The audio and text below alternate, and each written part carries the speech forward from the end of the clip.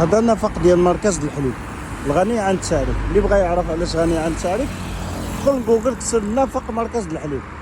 الرقم الاول هنا في مدينه طنجه من ناحيه الحوادث المميته وخصوصا في صف الدراجات الناريه. اللوحه كتمنع جميع اصناف ديال الدراجات من المرور من هذا النفق، لان هذا النفق بالذات فيه واحد المنعرج خطير كما كتشوفوا في الصوره.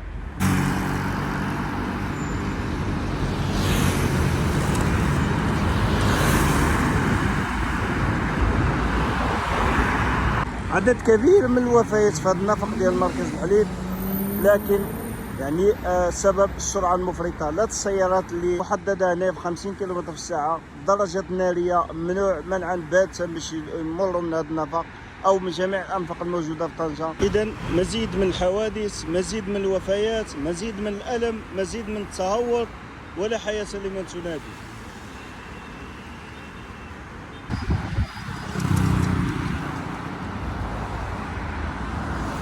لا تنسوا الاشتراك في القناة وتفعيل زر الجرس كي يصلكم كل جديد.